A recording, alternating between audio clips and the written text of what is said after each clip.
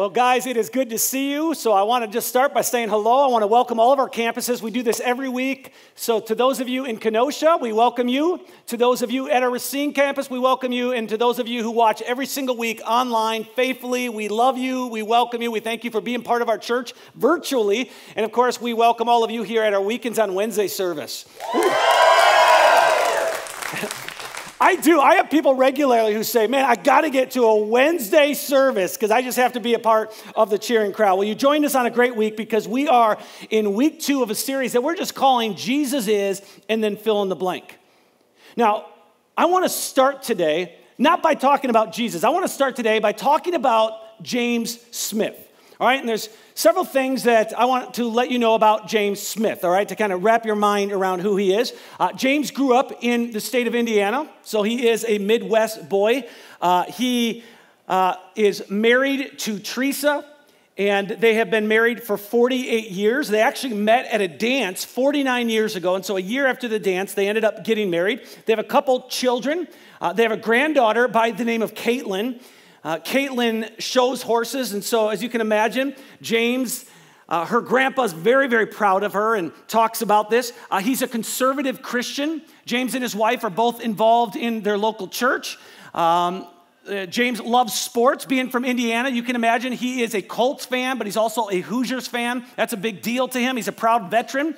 He served with the U.S. Air Force. He is a Republican and is unashamed to tell you that he is Republican. He's a registered organ donor and thinks you should be too.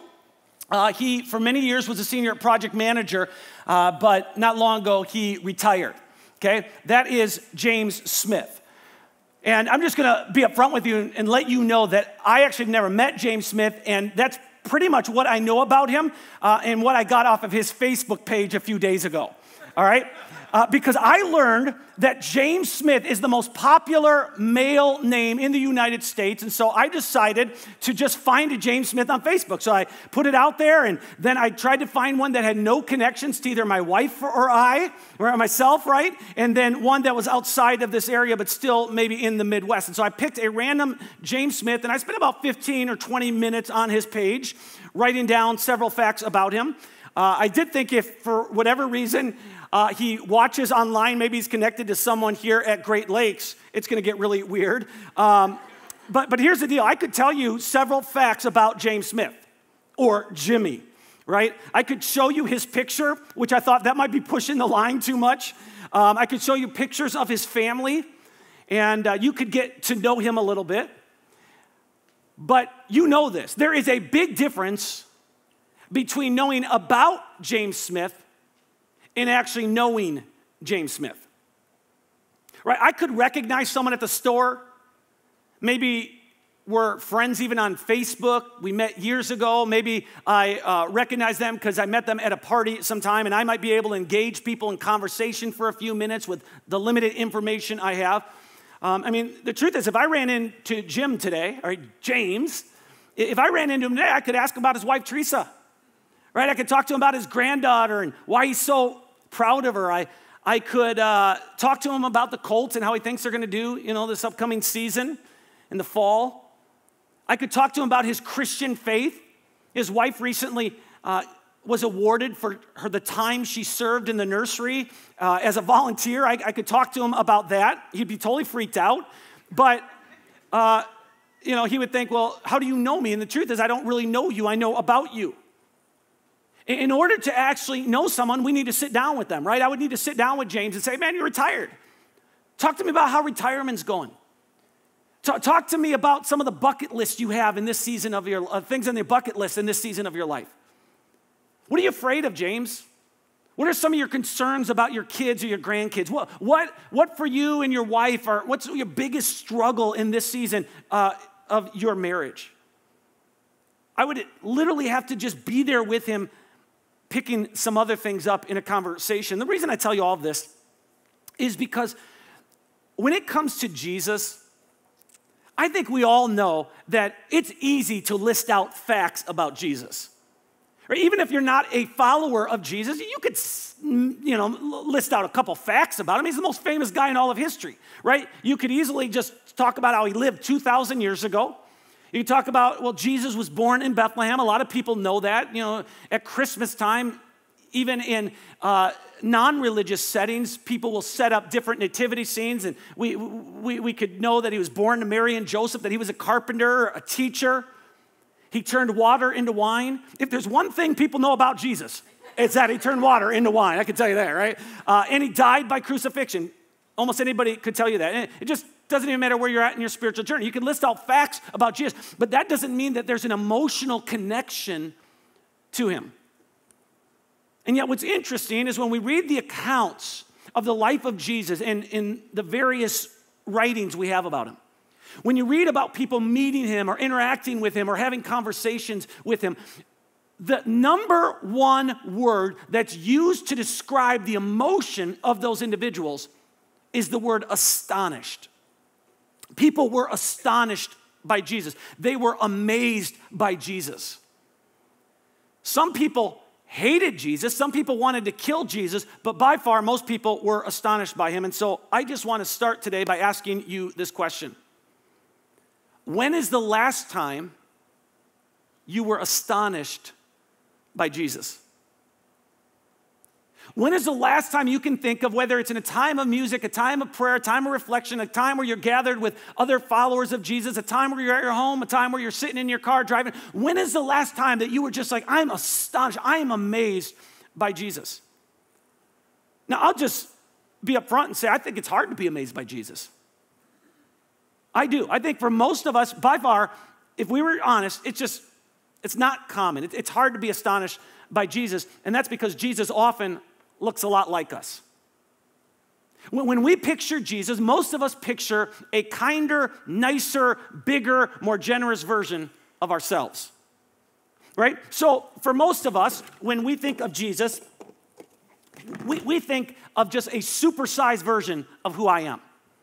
So I'm kind, but he's kinder. I'm generous, but he's more generous. I'm loving, he's more loving. I'm compassionate, he's more compassionate. I mean, for most of us, when we think of Jesus, we're convinced that he would vote for the very people we would vote for. We know that's a fact. Right? When it comes to his teachings, I mean, the cool thing is all of the teachings of Jesus pretty much just reinforce what I already believe. They just pretty much confirm what's already in my heart. When I hear the teaching of Jesus, man, I just filter them through all of my already held beliefs. Right? Jesus, he cares about the things I care about. If I dislike someone, I'm sure he still likes them, but man, does he understand why I dislike them. Right? He would be on my side, no question about it. I mean, Jesus is just like me. He's going to shop at Costco, right? He's going to watch true crime documentaries. God knows he is a Packers fan, right? We know that. Yeah. I mean, that's going to be Jesus. But often, what we believe about Jesus actually says more about us than it does about who Jesus really is. How we picture Jesus is a result of our background and our family and our personal experiences and our culture. And so there's a whole lot of people in our country who are absolutely convinced, and they're not trying to be sacrilegious, but they're absolutely convinced that Jesus wears red, white, and blue. He is American Jesus. And yes, he loves the rest of the world, but if you mess with the US of A, he is coming after you. Do not mess with our country because he's obsessed with us. Now, there's other people who, just based on their upbringing or their culture or what they were taught, they're convinced that the number one obsession that Jesus has is making people wealthy. Like he wants for us to be comfortable. He's like, boom, boom, boom, I am going to make sure you have a great life. Make Jesus your choice and you'll drive a Rolls Royce. That's kind of the mentality, right? Now, there are others who grew up in a very conservative environment. And so Jesus was against a lot of things, and so the picture you have of Jesus is angry Jesus. He's mad. He can't wait to put you in your place. He is always on edge, and you never can do anything right. Then there's people who, again, just based on their upbringing, just kind of based on their personality and their way of living life, they kind of picture Jesus as their homeboy. He's their hangout buddy Jesus, right? We're just going to have a good time together. We are going to party like it's 1999. That is me and Jesus. And then there is this Jesus that hovers over the universe, right? Cosmic Christ. He doesn't relate to us. He doesn't interact with us. He can't feel what we feel, but he's out there somewhere hovering in the universe. Others picture Jesus as kind of this vending machine that's out there, right? And if I can get this right equation of prayer and giving and serving all together, and if I can behave a certain way, then maybe I can get Jesus to do what I want him to do. And so that's why we're doing this series. Jesus is fill in the blank. And if you ask 15 different people, who's Jesus to you, you're going to get 15 different answers. Because we all filter Jesus through our background and our experiences and our personality. But this series is about trying to really slow down enough to look at who really is Jesus, and more specifically, why does he matter so much? I think it should be obvious to all of us that when Jesus looks a lot like us, just a little bit nicer and a little bit kinder and a little bit more generous, when Jesus looks a lot like us and he fits into our neat, predictable packages, we're not going to be all that impressed by him. Right? If he's just bigger than us, and just kind of replicates us in a larger way, well, we're never going to get mad at him. We're never going to be blown away by him. We're never going to be impressed or awed by him. We're never going to disagree with him because he's just a bigger version of ourselves. And so in order to separate us from who Jesus really is, I think it's important that when we go back to the ancient manuscripts that talk about Jesus, that we just do our absolute best. And it's hard to do, but just do our absolute best to just slow down and to really pay attention and to listen in and to try to grab a hold of a little bit of the culture Jesus is living in and why he says what he says and why he does what he does. 2,000 years ago, Jesus is surrounded by a crowd of people. Most of them are Jewish. And he's teaching them about their ancestor Abraham. And the way Jesus is talking, he actually makes it sound as though he knows Abraham personally, which is really odd to everybody because Abraham lived like 2,000 years before Jesus. And so one of the guys, as Jesus is talking, one of the guys calls him out. And he just says, Jesus, he says, you're not even 50 years old and you're making it sound like you know Abraham personally and like you hung out with him. Here's how Jesus responded to that man. He said, I tell you the truth. Before Abraham was ever born, I am. Now, when Jesus said this, the crowd was stunned. Some were confused. Some were kind of blown away by his statement. It was so mysterious.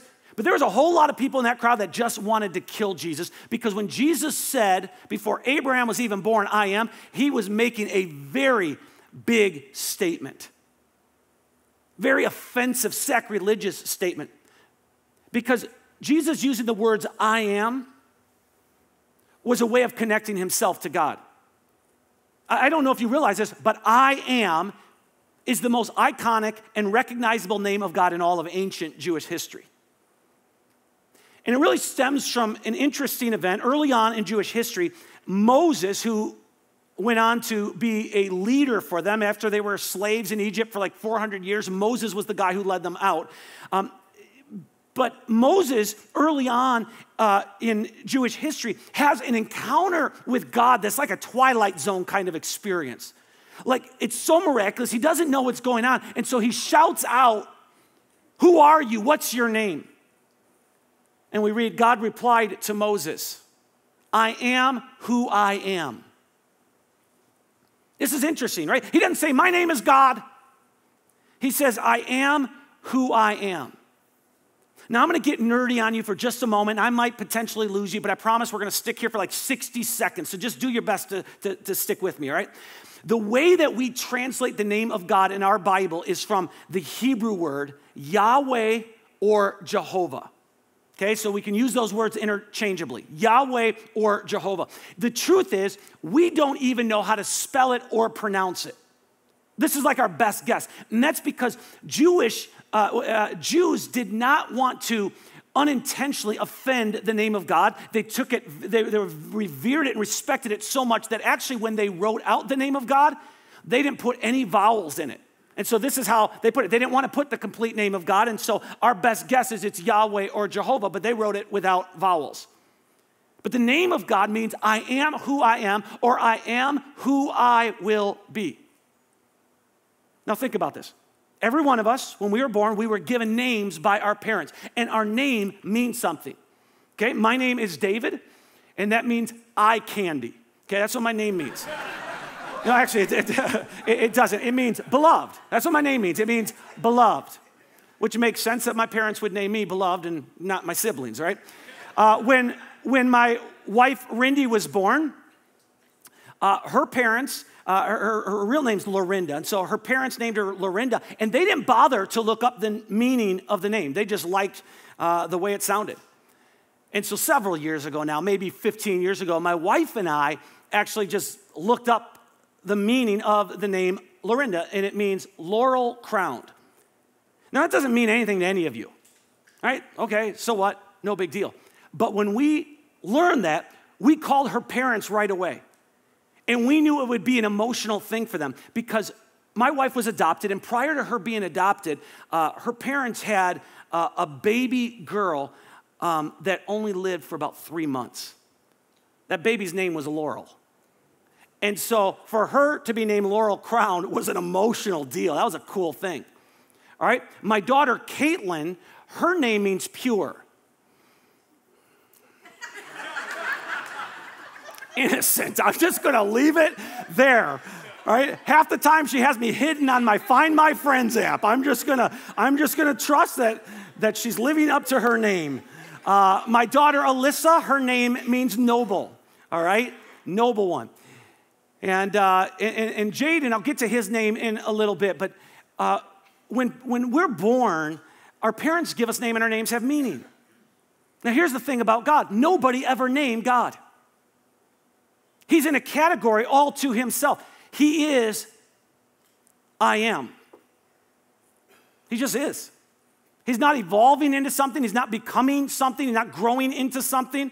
Right? If you would have asked me when I was like 10 years old, hey, Dave, or hey, man, who are you? I would have said, my name's Dave, and I'm a 5th grader. And I mow lawns. Like, that's what I do, right? If you would ask me when I was 15, who are you? I would have said, my name's Dave. I'm a freshman in high school, right? I work at McDonald's. I'm keeping the ladies away because they don't even come close to me. It's easy to do, right? If you would ask me when I was 21 years old, like, who are you? I said, I'm Dave. I'm in college. I'm going to North Central University. I'm a newlywed. I got married really young. I'm a student ministries pastor. If you'd asked me at 34, 35 years old, who are you? I said, I'm Dave. I started a church in my hometown of Kenosha, Wisconsin. I love being a pastor to this group of people, right? Like every season of my life, every stage of my life is different, and it would change how I answer the question. In my 30s, I'd say I have a family. The thing about God is he doesn't evolve. God doesn't grow into something.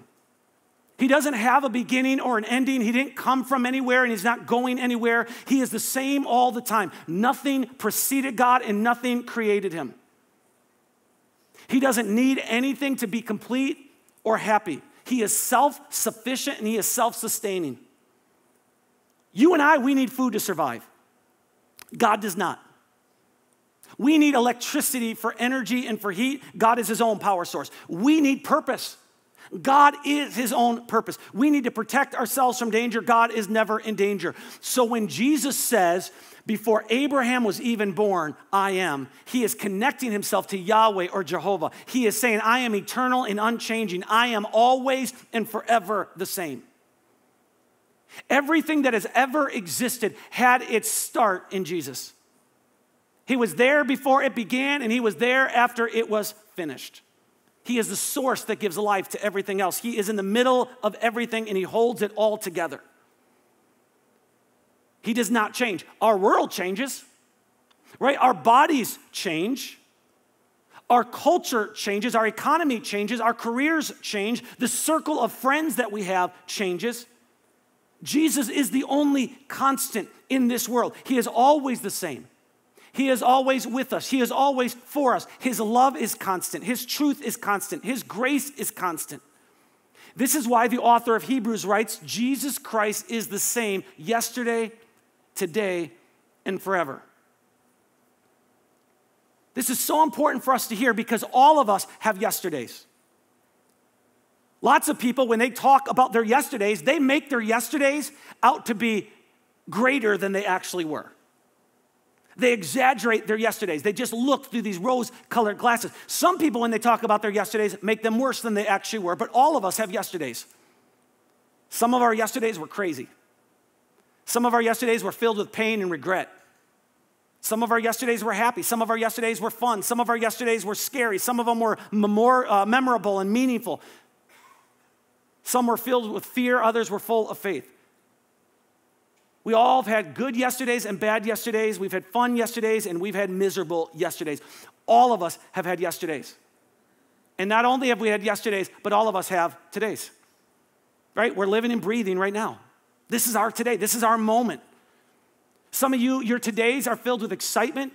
Your todays are filled with energy. Your todays are filled with fun. Your todays are filled with fulfillment. Your todays are filled with meaning. Your todays are filled with great family. You're happy. You're healthy. Things are moving in your direction. Your todays are filled with momentum. Others of you, your todays are filled with fear, filled with grief, filled with turmoil, filled with tension and jealousy and bitterness. Your todays are filled with insecurity and doubt. All of us have yesterdays and all of us have todays. And God willing, all of us will have tomorrows.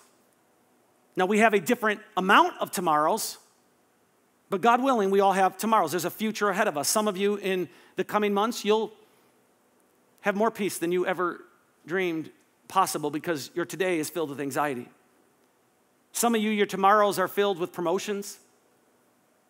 Some of you, your tomorrows are filled with more money than you could possibly ever have dreamed of making. Some of you, your tomorrows are filled with joy, happiness. Some of you, in the coming weeks and months, are going to become followers of Jesus maybe for the first time. Some of you are going to be baptized in the coming years. Some of you in the coming months are going to be healed from sickness or disease. That's what your tomorrows look like, but others are going to go through tough times and challenging times. Others are going to have sad and painful tomorrows. But regardless of what stage or season of life we're talking about, here is what I want you to hear. Jesus Christ is the same yesterday, today, and forever. He is always present. His character never changes. He is trustworthy and consistent. And it's hard for us to wrap our mind around that because we live in a world that's not trustworthy and consistent, right? We're just constantly just disappointed and like feels like we think something's going to work and then it doesn't work. I mean, even in ridiculous things. This past weekend, my family and I, we went to Chicago, and I haven't been to Chicago in a while, and so I used an app for the first time called Spot Hero to reserve a parking spot because I didn't know when I got down to Chicago how easy it'd be in downtown to find a spot, and so I used Spot Hero, and after I paid for my spot and reserved it, I get this email that says, to be clear, your reserved spot is not easy to find. Lots of people have difficulty finding it, so pay very close attention to the directions that they sent me. And so I paid very close attention to the directions, and they were not exaggerating. It was hard to find. It was like under this actual normal city streets or some different layers of streets, and then you have to take 180 turns. And man, I came close to using bad language. And I crossed the line many times, but it was just like so difficult to find. Well, I finally find it. They had sent me a QR code, and so I scanned the QR code at like the parking gate that has kind of an arm, and worked brilliantly. I was 30 minutes trying to find this spot, but I did find it, right? And this thing goes up, and I'm like, yeah. I get up to like the garage to actually go in. This is an actual picture I took. This is the garage as I'm supposed to go in. Completely closed.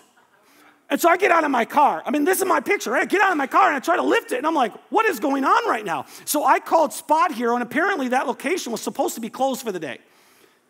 So I had to leave, and they reimbursed me my money, but I spent 30 minutes trying to find a spot that didn't even exist. And for so many of us, that's what it feels like life is like, right? We put our faith in this. We're working hard to make something happen. It just feels like there's moments and there's relationships and there's events in our life that just leave us disappointed and discouraged. As you can imagine, I talk to people all the time who are in that season of life. I could tell you about a young couple, married just for like 2 years now, but they're calling it quits. Just got too heavy.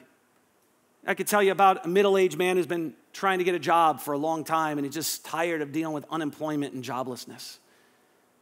I could talk about some parents who are on the verge of just giving up with their teenage boy. A wife who's tired of feeling lonely and left alone in her own house with a family that surrounds her. I could tell you about a student who can't seem to climb out of depression. A woman who's been waiting in her mind way too long for a good and godly guy to come around. A man who's thinking about leaving his family for another woman. I could tell you about a 40-year-old buddy of mine who was diagnosed with cancer, and he made it clear that he didn't want anybody praying for him. He doesn't believe that there's a God out there who cares or is interested because he's gone the prayer route before and God just didn't come through. Disappointed, disillusioned, life is coming up short. And over time, when you experience that over and over and over, it starts to build up and you start to feel a little bit of despair, and it gets to the point where you just want to give up on God because you've asked God to help you and he didn't help, and you asked God to fix the problem and he didn't fix the problem, and you asked him to do something and he didn't do it. And I don't know that any of us would say, oh, I've just completely given up on God, besides my buddy who says, I don't even want you praying for me. I don't know that any of us would say, well, we've given up on God, but come on, at a certain point we just stop praying because he's not going to answer. And we stop reading some of the ancient scriptures or carving out time to connect with Jesus that way because it just doesn't feel like it's coming alive to us. And we don't prioritize gatherings like this maybe as we did at one time. And it's not that we don't believe in God. We're just kind of given up on him because we feel in many ways like he's given up on us. Well, this is not a new feeling. This has been going on since Jesus was on this planet. In fact, 2,000 years ago, in the first century, there was a group of followers of Jesus living in Corinth, which is part of modern-day Greece, who they felt the same way that we often feel. They were just disillusioned. And part of it was just because they were like the first Christians. They were the first followers of Jesus. They didn't have a group of people that they could look back on and say, oh, they went through the same thing, and so I'm kind of hopeful that I can get through this. And so naturally, they thought that if they were to follow Jesus, their life would get better. They'd have smarter kids and healthier bodies and more fulfilling jobs than anyone else, but that's not what was happening. Things were difficult for them. And in some cases, things were more difficult after following Jesus than before following Jesus. And so many of them were losing their faith. So the Apostle Paul writes a letter to these followers of Jesus in the first century, and he says, we are pressed on every side by troubles, but we are not crushed. We are perplexed, but not driven to despair. We are hunted down, but never abandoned by God. Never abandoned by God. I know it feels at times like you've been abandoned by God, because I've experienced those feelings many times in my life. When my daughter Alyssa was 15 years old, she started to battle mental health in severe ways. I've been very open about that here, and I asked God to heal her on many occasions. My wife and I would pray for her, and we'd pray for her, and we'd pray for her, but instead of her getting better, she actually got worse. She ended up moving out of her home at 15 years old in order to get professional help. Today, she's almost 19 years old. She's gotten significantly better, but she still doesn't live with us. She's still trying to process this for 4 years. I have a buddy that I look to as a mentor, as someone who's poured into my life, someone who's I kind of admire in the journey he's been on as a pastor. And within the last year, it came out, he had multiple affairs. And it's just like, God, where are you? Come on, man. I told you my wife was adopted, and because she's adopted, she's always wanted to adopt. And we were living in the state of Illinois back in the early 2000s, and we sat through like 20-some hours of foster care classes, hoping that we would have a foster child come into our house that we could eventually adopt. But before a child was ever placed with us, we moved to San Diego. I'm not going to ask you to feel bad for me, but we didn't. We didn't have that child that we were hoping for.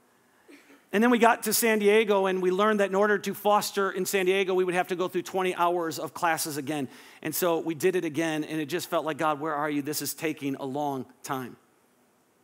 You know, one of the most frustrating things in life is that every event we go through is like a puzzle piece. right? These are so small, and this is what life feels like. It's just, we have all these puzzle pieces, and all we can see is the puzzle, but we don't have the big picture. We can't blend our yesterdays and todays and tomorrows all together. We don't see it like that, right? Only God sees it like that. And so we're just kind of left looking at these pieces, wondering how they all connect. Well, after taking foster care classes in San Diego, we received a call about a child that had been abandoned in a hospital parking lot. His story had been featured on the news. Here was that news segment.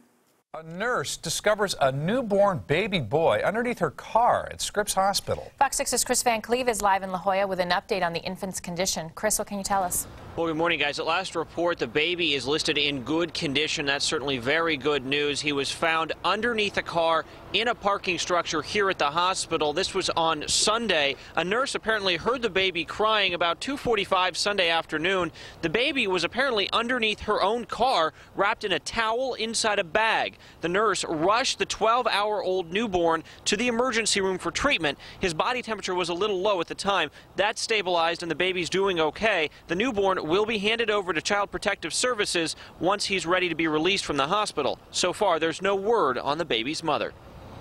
Well, essentially, there's a Safe Surrender Act in California, which entitles any mom and any responsible parent or custodial guardian up to 72 hours of life to bring a child to the emergency department where they can surrender that baby's physical custody to the hospital itself for protection. Now, because the baby was left underneath a car in the parking structure of a hospital, that's probably not exactly covered under this law. So if police are able to track down the mother, she could be in some trouble. However, the focus here at least is on the little baby, who this morning is doing okay. It's the latest from La Jolla this morning, guys. All right, Chris, thanks for that live report. So Child Protective Services call us. They say, we have this baby, needs a foster home. And this baby was found by this nurse. He's crying in this duffel bag underneath her car. And so we bring this boy into our house. 9 months later, we have the opportunity to adopt him. And we name him Jaden, because Jaden means God has heard. And we believe before that nurse heard that baby crying, our Heavenly Father heard him crying. We don't know how our yesterdays and todays and tomorrows all connect. We don't know how these little puzzle pieces that you can barely see all fit together, but Jesus does. He's there in the midst of it all, and somewhere in the background of our life, in the midst of the messes and the questions and the doubts and the losses and the unanswered prayer, when we start to wonder, where is Jesus in all of this? What is he really like? Who really is Jesus? He is quietly whispering these words. Before Abraham was even born, I am. I am hope and I am forgiveness. I am joy and I am love. I am peace. I am compassionate. I am loyal. I am accepting. And so you want to know who Jesus is? Jesus is the great I am. He is always present. He's unchanging. He's consistent. And even though he's not a vending machine that just gives us everything we need, he is there in the midst of our needs and in the midst of our struggles and in the midst of our pain, and he's offering himself to us. So for those of you who are surrounded by darkness today and you feel like you're never going to find your way out of whatever you're in, Jesus would say to you, I am the light of the world. To those of you who've accumulated stuff and you've achieved stuff and you've done so much stuff and yet you still feel empty inside and there's still this hunger that can't be satisfied, Jesus would say to you, I am the bread of life. Whoever comes to me will never be hungry again. Whoever believes in me will never be thirsty. To those who feel lost and confused and you've got more questions than answers, you're just trying to find your way, Jesus would say to you, I am the way, the truth, and the life. To those of you battling sickness, you're battling disease, you live every day with this awareness that my days are numbered. To those of you who feel like I'm in a season of life where I'm getting towards the end and I just know it's not too much longer, Jesus would say to you, I am the resurrection and the life. Anyone who believes in me will live even after dying. To those of you who feel defeated and depressed and discouraged, to those needing someone to just watch over them and care for them, Jesus would say to you, I am the good shepherd. To those needing a fresh start in life, to those needing safety, to those needing true freedom, someone to just protect them, Jesus would say, I am the gate. to those looking to be renewed and replenished, to those looking for a life of meaning and significance, to those looking to leave their mark on this planet, Jesus would say, I am the vine, you are the branches. Those who remain in me and I in them will produce much fruit. He is the great I am. If you want to encounter Jesus,